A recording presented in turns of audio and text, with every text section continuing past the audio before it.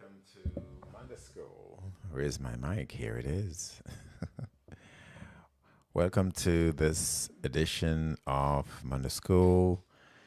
If you have friends and family who you would like to hear what we're talking about on Monday School, about history and mental health, spiritual health, you should tell those friends and family to tune in now, anywhere they are in the world. Today's episode is going to be very special because we are going to talk about some of the fundamental similarities between the African ancient texts and the Bible, the Holy Bible that we all love and we all use to worship. So it's important that you all um, get your friends and family on board to let them know that's what we're going to talk about in this episode of Monday School. So the last couple of weeks we've been talking about the sacred Medineta language, and it was renamed hieroglyphics. So the you who have never heard of Medineta, the hieroglyphics, it was renamed. And last week we talked about the dynasties that existed before the historical dynasties that we know about now in Kush and in Kemet. So this week we're going to drill more into Medineta. We're going to drill more into the these dynasties that existed before the dynasties of Kush and the dynasties of Egypt, or the dynasties of Kemet. Of course, you know that we believe, or at least I believe, that it was the Kushites or the Nubians who built Kemet, and Kemet was renamed Egypt. And from all the sources I've looked at, it was renamed to remove it from the continent of Africa so that it could be called a land or a country that is not African. And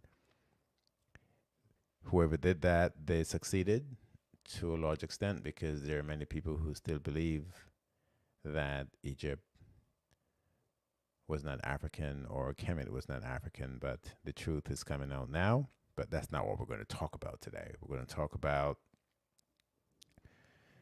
the historical perspectives that are not in the history books that everybody should know. Whether you believe it or not, accept it or not, you should know it.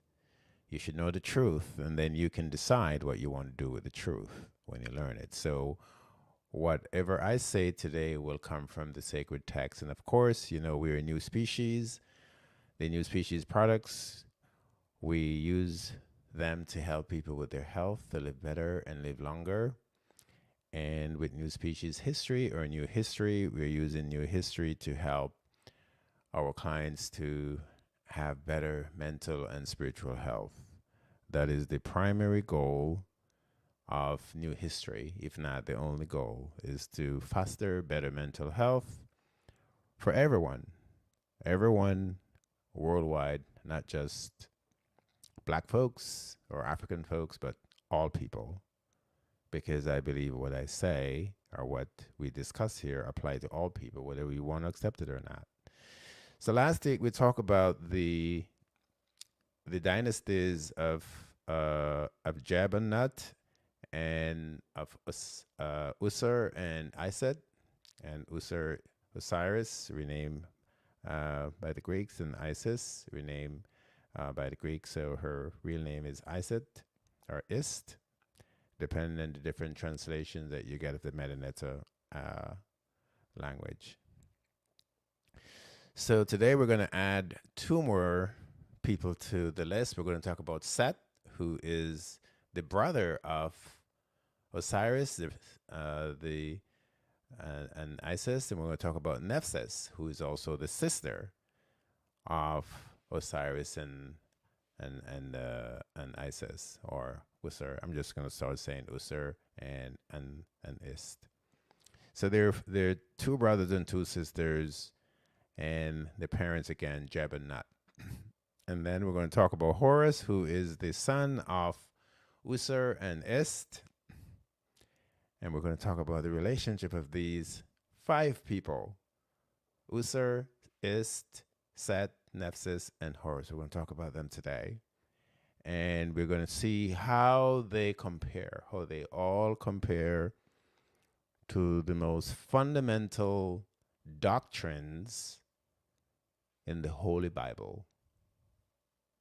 You're going to see the similarities between them and the most fundamental doctrines in the Bible. And these fundamental doctrines in the Bible, without those doctrines, there's no Bible, because they're the foundation of the spirituality and heaven that are enumerated in the Holy Bible. So let's begin. So two kings and a queen form the Trinity, or the triangle, or the triad. These are words that are used in the Meta language. I'm not making them up. And of course, you know that the Cushites, the Kemites, they invented the triangle. All you have to do is to go back and look at their various papyri that is enumerated in. So, two kings and a queen, Usur and Heru. Usa is the father, Heru is the son, and the queen, Iset or Is, have changed the course of human history, or the history of mankind. These three people, two kings and a queen, in two dynasties that existed before the dynasties of Cush and Kemet. They have changed the course of human history, of mankind, and I'm going to explain to you why. And this took place between 10,000 and 5,000 years ago, using the Turin papyrus and the Palermo stele. Those of you who don't have them, you should research them. And we're going to talk briefly about those two documents. But before we get to these two kings and queen, the triad, or the triangle, or the Trinity, we're going to talk about the God they worship, the supreme God they worship. The supreme God they worship was called, or is called, Ra or Re. Literally R-A or R-E. You can Google it. So the Papyrus of Ani, which a lot of you have now told me that you have been reading, is currently located in the British Museum. So you can go there and visit, and you can probably take pictures of it, but you can go online and also download it from one of those reputable sites, and you can read it. So the Papyrus of Ani says, O Ra, and by Ra it means God. O God, our crowned king of the gods. So here in the Papyrus of Ani, one of the sacred documents of the Kushite Kemites, we're seeing that there is one supreme God.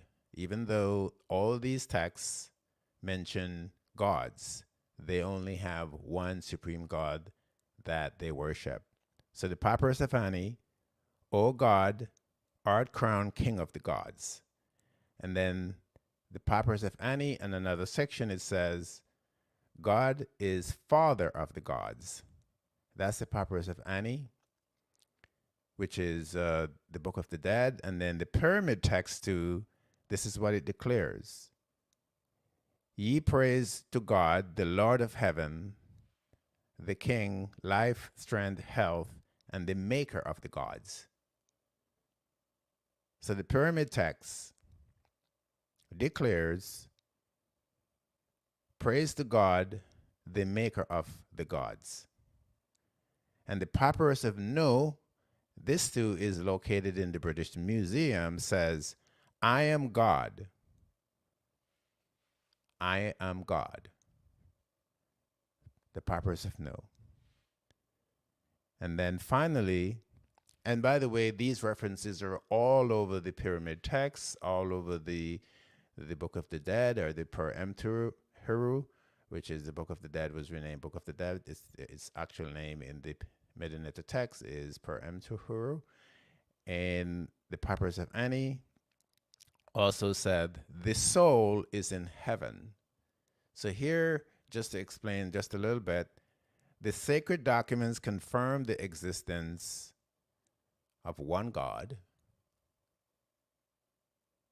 and his original name was Atom, but through the thousands of years of the culture and the language changes, Atom becomes Ra or Re, and Atom also becomes Amun Ra or Re, as you will see in the text. So when you read the text and you see these names referring to God, it's the same God they're referring to, the same supreme God, the same original supreme God. So the sacred documents confirm the existence of kings and pharaohs in Tenetja, or the Holy Land. So this Holy Land also existed before Cush and Kemet. This is way back. This is at least 3,000 years before Cush and Kemet. Tanetjer, the Holy Land, that's written in the Medineta language.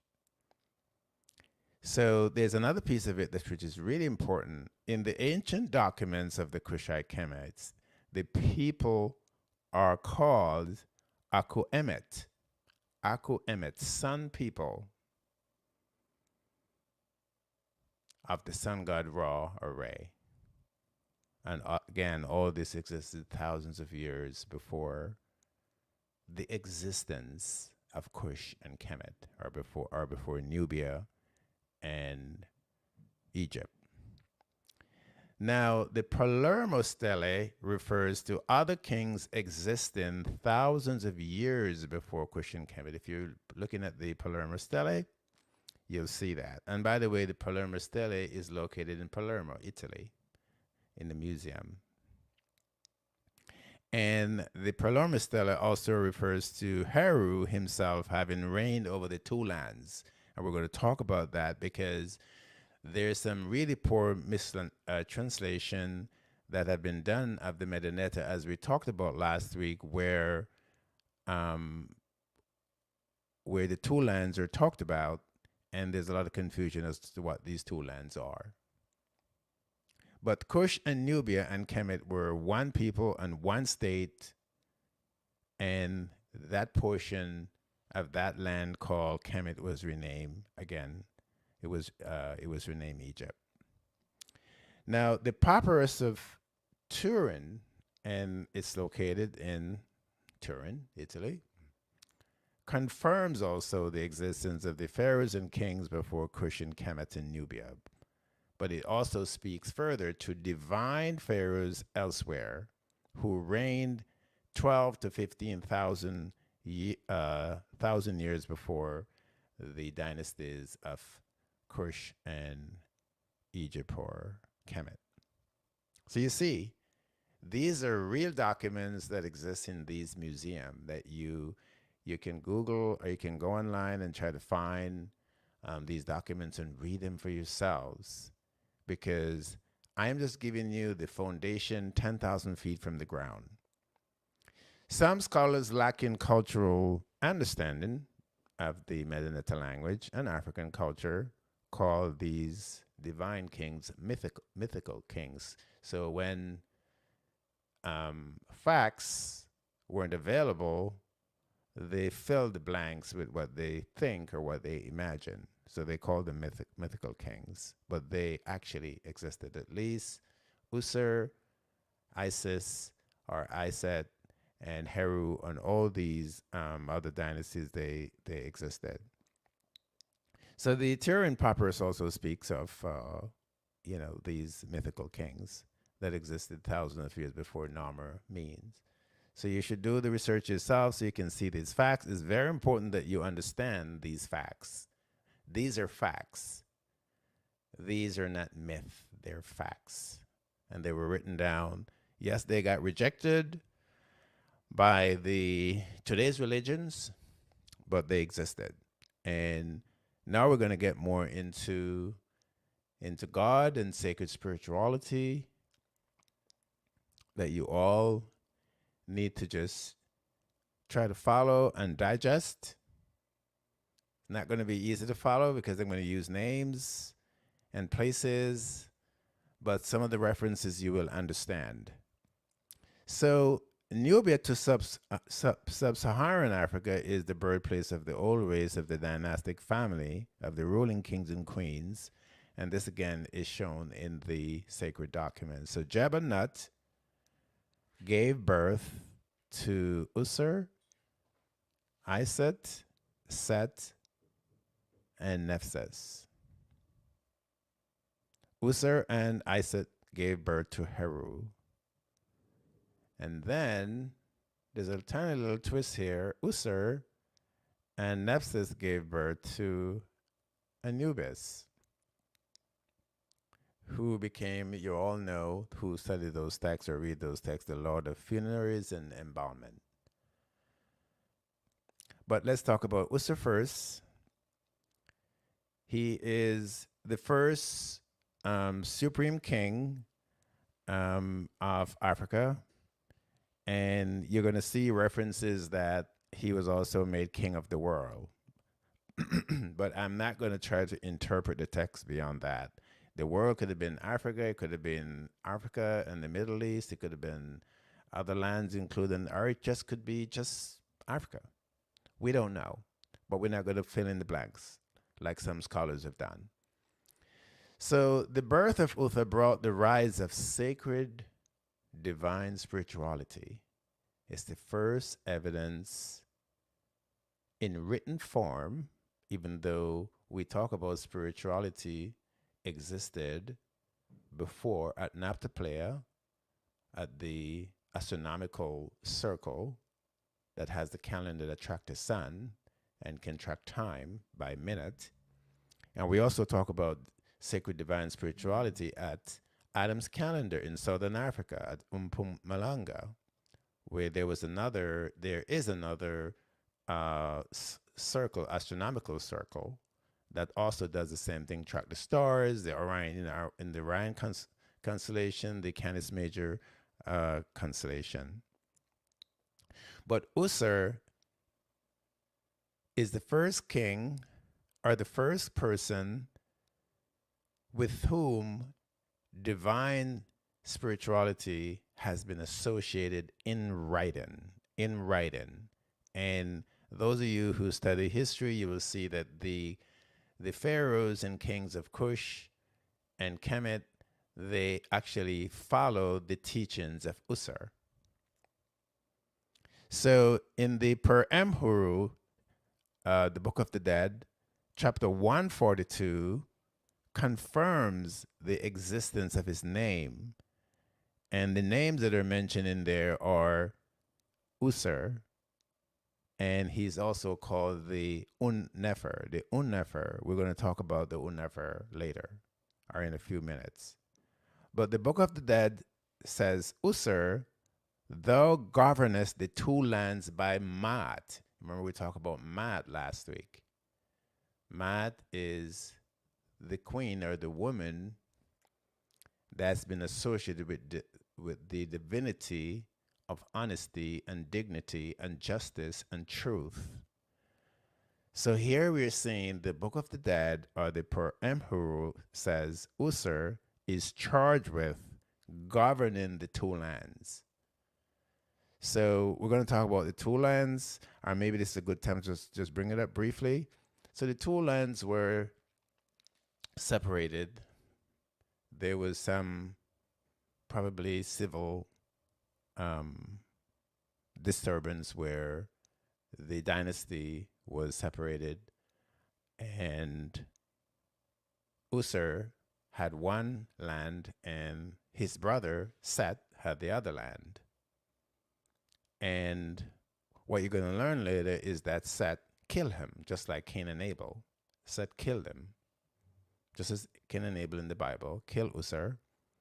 So the sacred text wanted Uzzah to be the governor or the king of the two lands. So one land was, by my interpretation, was the southern Africa, and the other land was the northern Africa. Since all of this is taking place only in Africa, all that we're talking about, all that we have been talking about, is taking place only in Africa. So the Book of the Dead states very specifically that Uzzah should be the governor of both lands and the stabilizer of right and truth throughout the world. Those are the words that are in the sacred text. And stabilizer of right and truth throughout the whole world.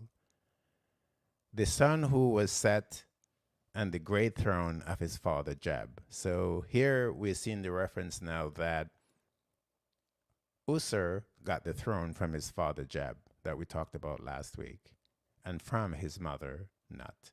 So now we have confirmation in the text itself that Jeb and Nut are the parents of Uzzah.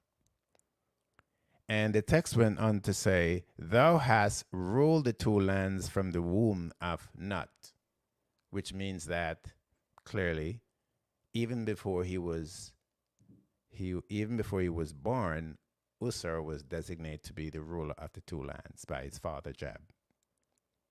So, if there are any questions about that, now they're cleared up. Go read the text yourself, and you'll see what I just read. And then in that same text, it says, "The coming of Heru, the son of Osiris, or the son of Uzzah, whose heart was firm, the triumphant son of Is and Uzzah." So here we have confirmation also that Heru is, in the sacred text, the son of Uzzah and Ised. Right? All right, so we're going to jump down now and talk about a few other things.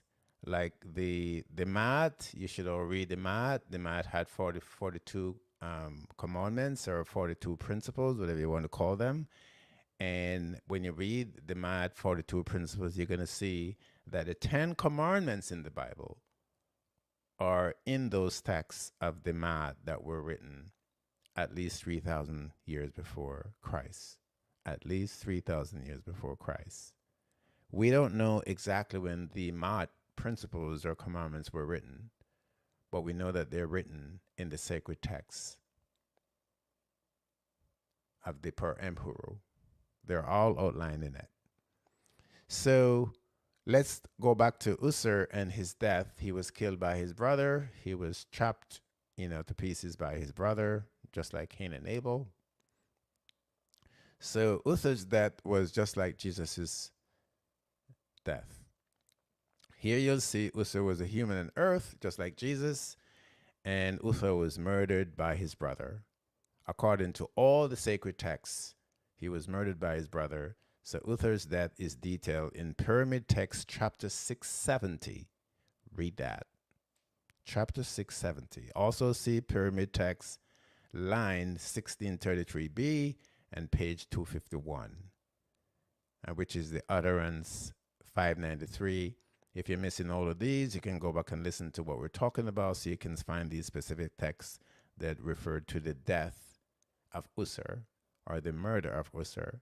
And here you'll see that he was a real person. He was not a mythical king. He was a real human who walked the earth. All right? So Uzzah died as a man, but the Africans later deified him.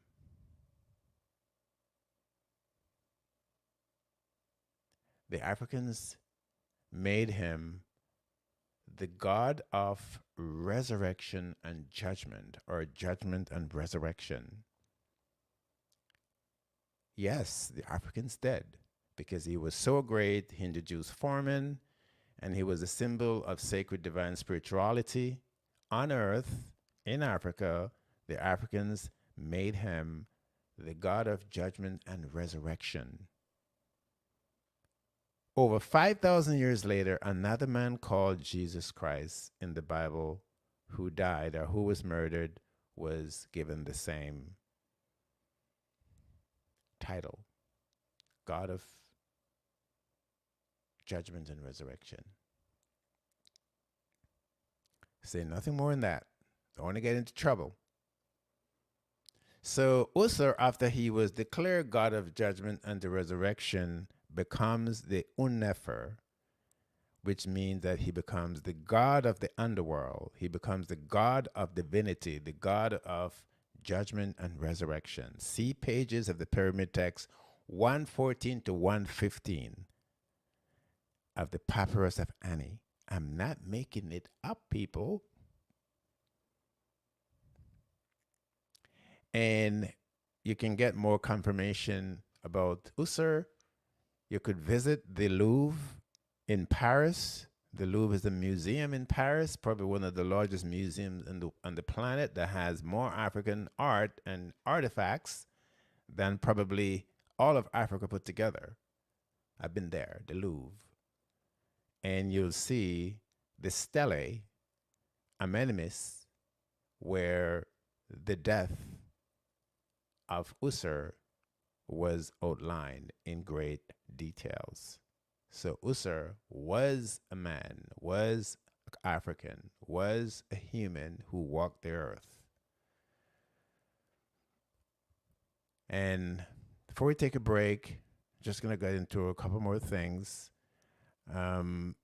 So Ussur became the god of resurrection, and now he was associated with the Orion constellation, which the Africans declare as heaven for the afterlife. So up there in heaven, the Orion constellation or beyond, and Ussur became associated with that. So when we die, we're going to rise and go to heaven. Heaven up there. Well, the Africans say, well, the Orion constellation or beyond is where heaven lies, and that's where Ussur went after he died. Several chapters of this sarcophagus are devoted to the Orion constellation. You should read the sarcophagus, chapters 469, 470, 689, 1070. Again, you can go back and look at these texts that I'm quoting, so you can go back and listen to this episode of Monday School, so you can get all these specific references I'm given. So Ussur represents rebirth from death, like Jesus, and now we're going to talk about the afterlife. We're going to skip over some of these sections in the interest of time. When we come back, we're going to talk about his son, Heru. So stay tuned. We're going to talk about Ussur and his son Heru, and how Ussur passed all the divine principles to his son, and we'll see what his son did with it. And now we're going to get into a lot more comparisons or similarities between the Bible and the sacred texts of the Africans.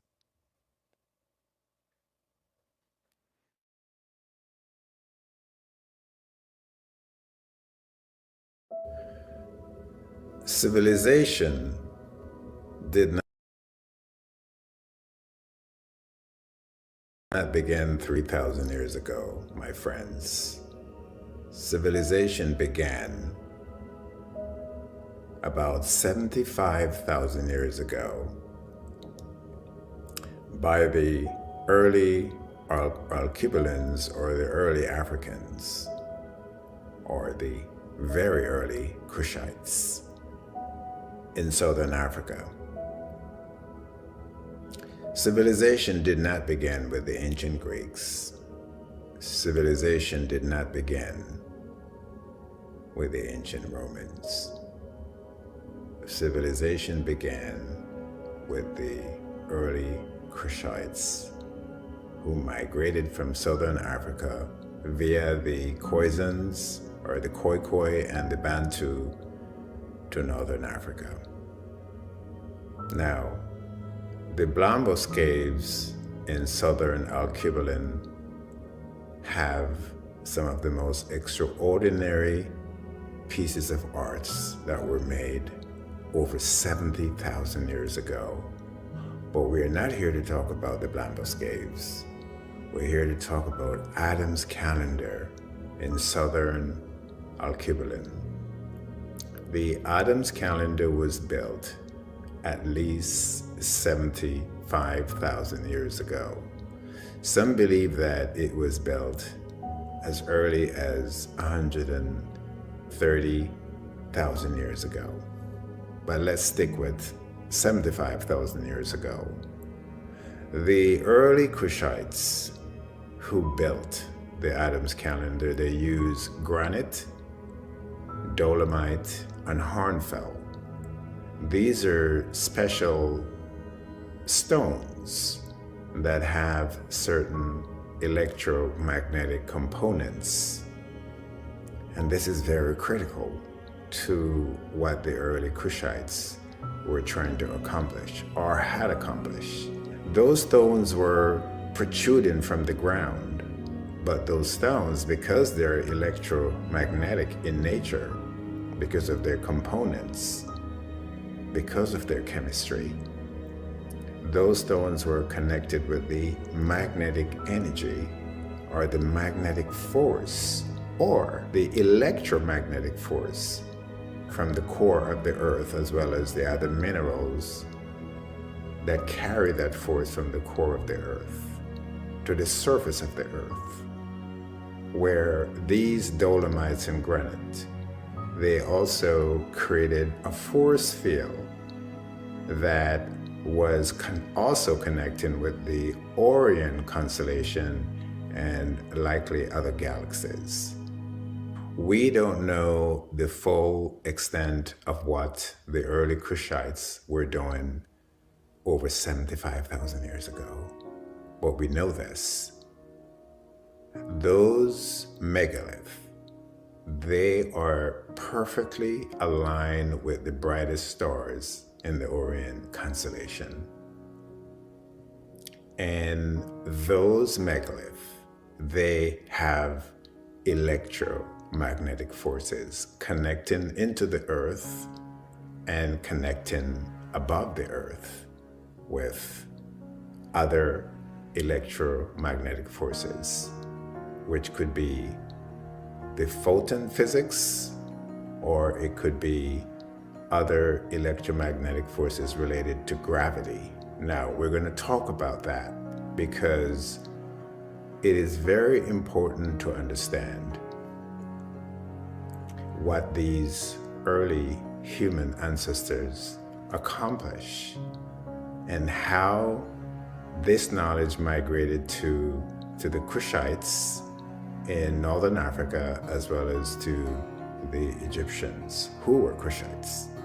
Let's talk about Adam's calendar and just think for a moment about the degree of knowledge that would be required to accomplish what I just said 75,000 years ago.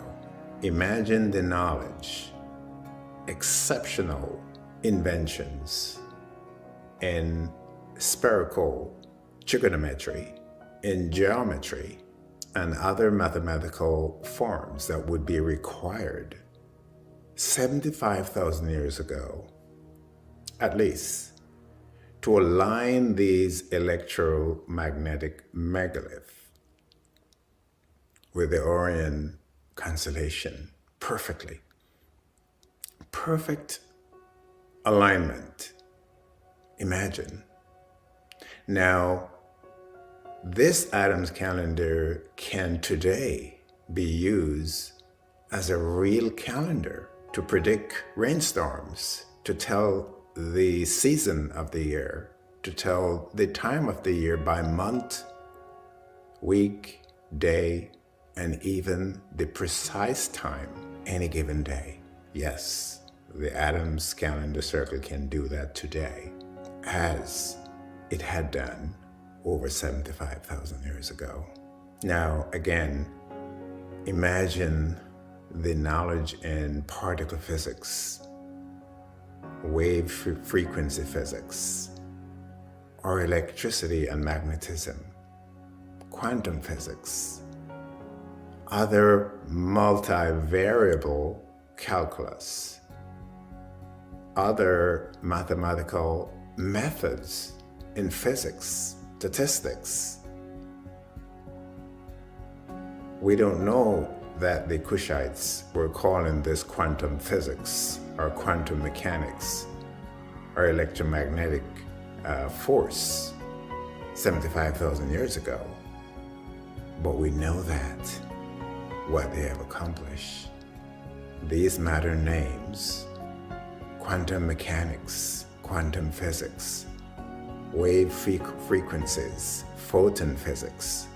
We know that all these names that we use today in physics and chemistry could easily have been used 75,000 years ago.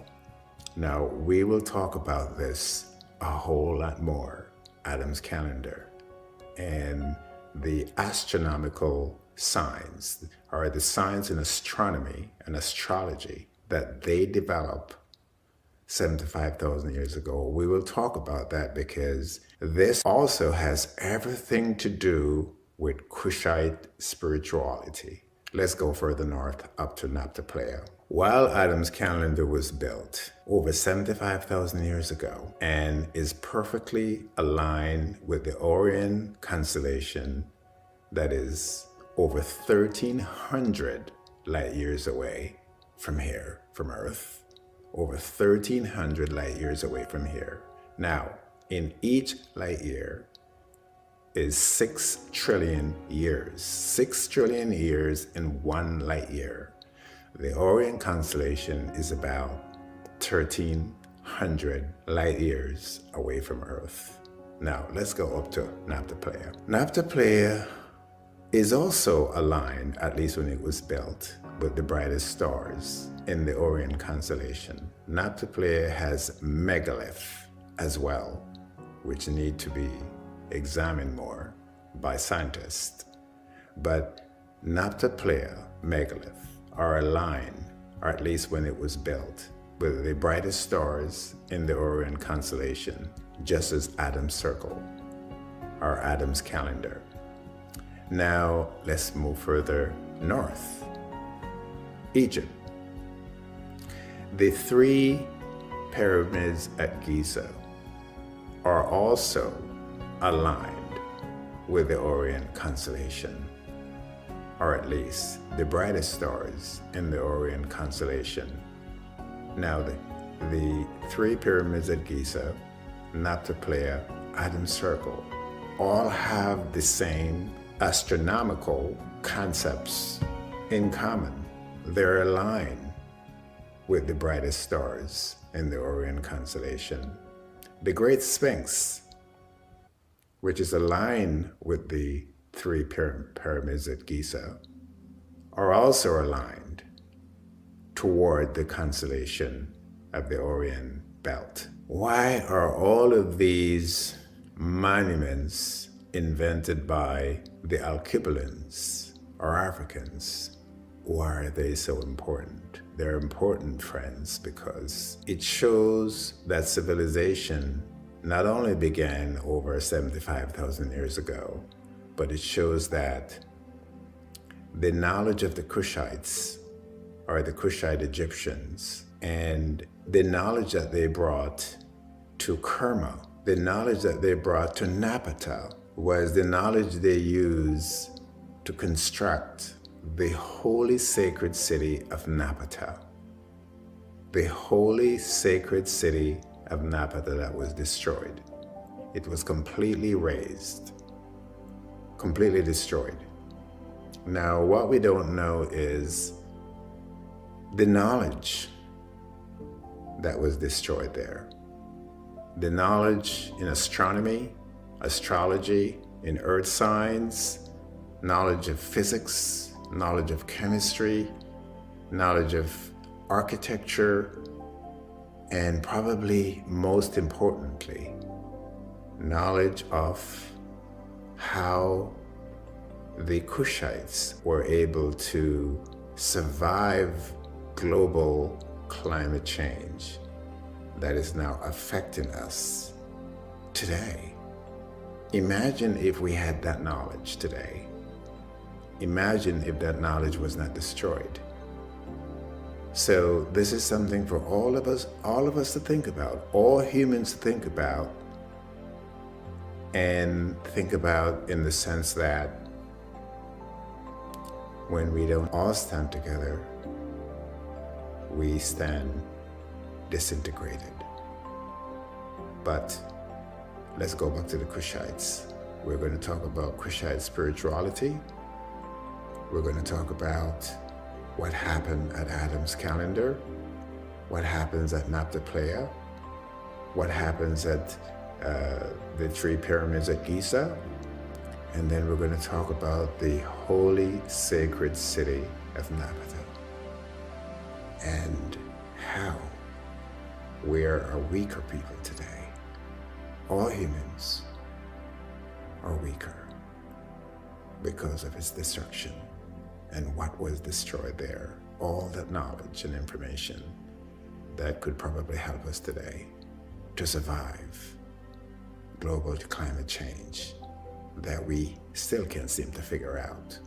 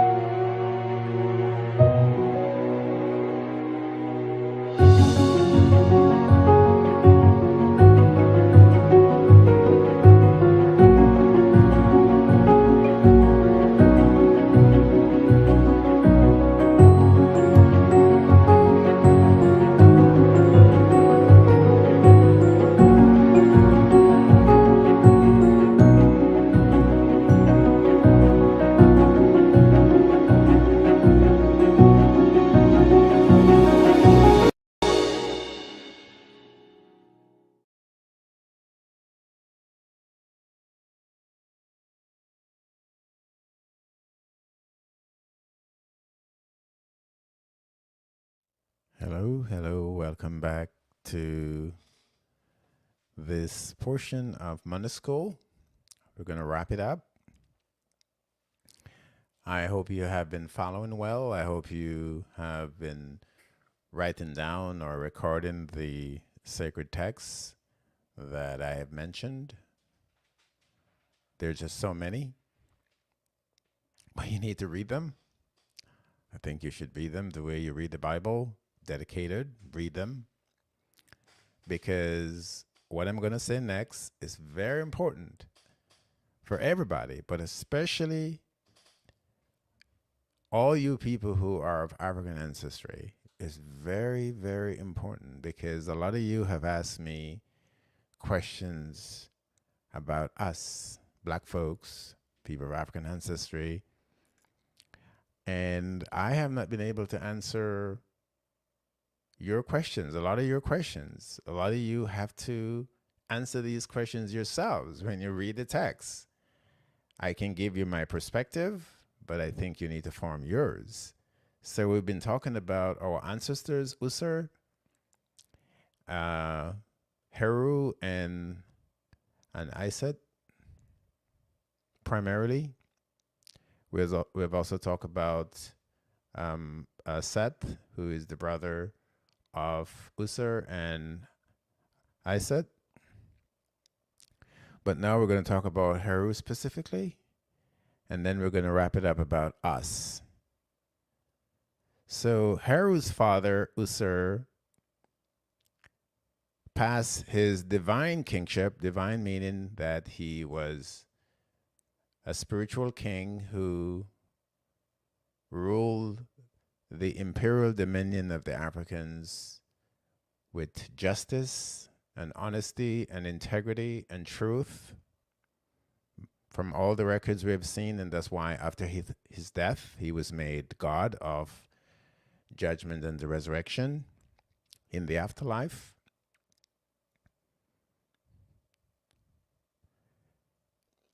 Of the creator God. And then Usur's son Heru gave the world forgiveness and redemption for us to be able to enter heaven and the afterlife of the creator God. Heru also became known as God the Son, or the Son of God. Again, this is written into all those sacred African texts that I've mentioned. So Aston is not making it up. I'm telling you what's in there. So as monumentally important as his father was, Heru exceeded his father by light years. Heru's first avenged his father's death by taking his father's throne, but he did not kill Seth, his uncle. That is really, really important. That is so important. Imagine that your father was found cut to pieces, head removed, other body parts removed, some of it tossed into the river and into the bushes by a brother or by a man who wanted to take his throne. Imagine the anger and the pain you would feel inside seeing that happen to your father. Well, Heru forgave his uncle for murdering, mangling his father, cutting off all the body parts. He forgave his uncle. And this became known as one of the greatest acts of forgiveness by Heru. So when the Africans name him God of forgiveness and redemption, that became one of the greatest lessons to humankind, because that knowledge was circulated all around the world. And it seems that all religions adopted it, all religions to this day. That is the power of Heru. And of course, this principle is codified in the New Testament of the Holy Bible in the name of Jesus, the God of forgiveness and redemption. It's the only way you can enter heaven. See Pyramid Text, line 1633b, page 251, and see Utterance 593, Horus and his father, and what happened. So, let me get a little bit personal now. And of course, if you want to get more references to Horus's birth, see Pyramid Text, chapters 366 and 593. And it's all written there. And it's also his birth is also all over the the Book of the Dead and the Papyrus of Ani.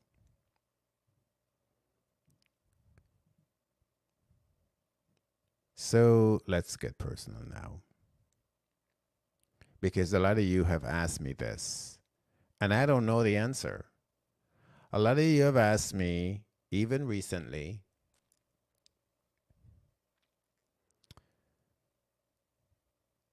the Africans have suffered over 2,500 years of genocide, starting in Canaan to Kemet to Kush to colonialism to neo-colonialism, which means that to some extent it continues in parts of Africa to this day. And especially, which is more recent, the brutal maiming and death of Africans during slavery at the hands of a few who murdered for money and wealth, for land and for minerals. Our ancestors watched their innocent children torn from their breasts. See Nahum and Isaiah, not making it up. Especially Nahum, he wrote about it in the Bible in such vivid terms, you can't even forget what he writes. 2,500 years this been happening. And a lot of you have asked me, we have, black people, African people, have forgiven it all.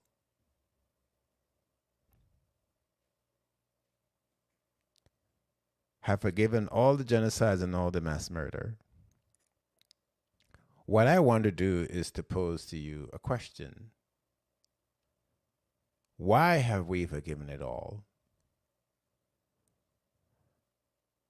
My opinion is this. As I mentioned before, I talked just now about how Heru has exceeded his father by light years in spirituality and divinity. For him to have forgiven and have caused the pharaohs and kings and people of Africa in latter day that we see in the sacred texts to also forgive what happened to them. That's how I think they were able to forgive so much, because of Heru, who the Greeks renamed Horus. You all should read up about him. All the temples that were built in his honor and in honor of his father, the temple of the Anu, and the temple of the Anu is called the temple of Nekhen in the Bible. And in other versions of the Bible, the temple of Anu is also called the temple of On in the Bible. And the temple of On is where Joseph, that divine man Joseph, that's where he got married to the African woman, in the temple of On. But let's get back to forgiveness.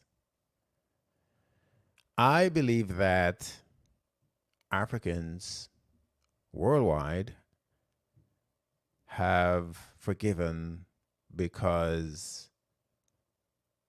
of the thousands of years since Heru has lived as a divine spiritual leader and king, an example to his people. I think that in our nature, we become the standard bearers of Usur and Heru, these sacred divine acts that they gave to the world. And we see the spirituality from Adam's calendar to Naphtali and to Seti that we talked about so extensively. And now in the Tanetjer, the Holy Land, or the land of God, Tanetjer, written in the Medinetta, that is the land of Africa.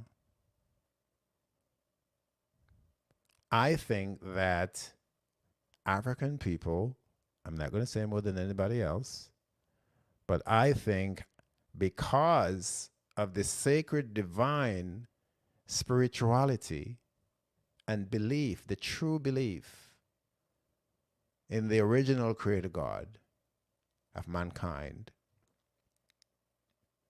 I think African people possess that true abiding dread of the creator God.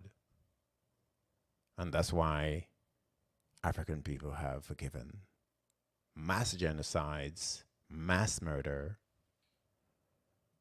seeing your children ripped away from you, and you forgive it. I believe that this nature comes from Heru and Usur, our sacred ancestors. So that is my personal belief. You're all going to have your own beliefs, but that's mine. After looking at all these Sibylline pages of the sacred texts, of the Book of the Dead, or the Papyrus of Ani, the Pyramid texts, the Coffin texts, and all those papyri, the Papyrus of Nu, there are just so many. There are hundreds. I have come to the conclusion that sacred divine spirituality, its ultimate expression is in forgiveness of people for the wrongs against you. And I believe that the greater the wrong, the deeper the wrong, the more personal the wrong that you can forgive, has shown that you are carrying the nature of Usur and Heru, the God of forgiveness and redemption, the God of judgment and the resurrection. So what I want to say to you all of you now, everybody now, if we really believe this, if we really believe in forgiveness and redemption, if we really believe in the afterlife, if we really believe that there's a heaven, if we really believe that there's a creator God, especially that kind creator God, not the one that approved genocides in some religions today and approved murder and approved the slaughter of innocent women and children, not that one. The one that is truly sacred and divine. If we really believe that, we need to resurrect sacred divine spirituality. And the only documents I see that can guide us to do that and make us believe in it again are those same sacred texts. And I know that a lot of you read them and misunderstand them, especially the condemnation that's been made that the people who read those texts or worship through those texts are idolaters, or they worship many gods, or they're, all the names that have been leveled at them. And this is what happened in the end. This is what happened in the end. Because of all those names that were leveled at them, this is what happened in the end. The divinity of Usur and Heru was destroyed by Christianity. Truly. Not a condemnation, just a fact. I'm going to tell you how.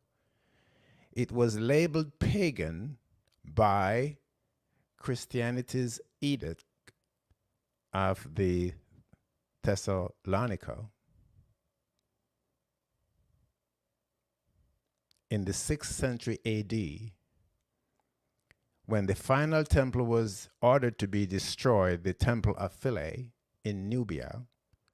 It was the last of the Nubian and Egyptian temples, built by the great emperor called Taharka, written. His name is in the Bible as well, and it was finally closed in 530 A.D.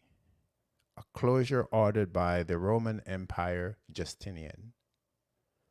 So this sacred divine spirituality, it was outlawed, and anyone who was caught reading those texts, worshiping this original supreme creator God, it would have been a crime. So I think that's what we need to resurrect. That sacred divine spirituality of forgiveness and redemption of our ancestors, Usur and Heru. I hope this was helpful. And if you have any questions, you should send them in to me. I hope you find this very edifying. I hope you go back and start reading these texts. And I look forward to the next Monday School.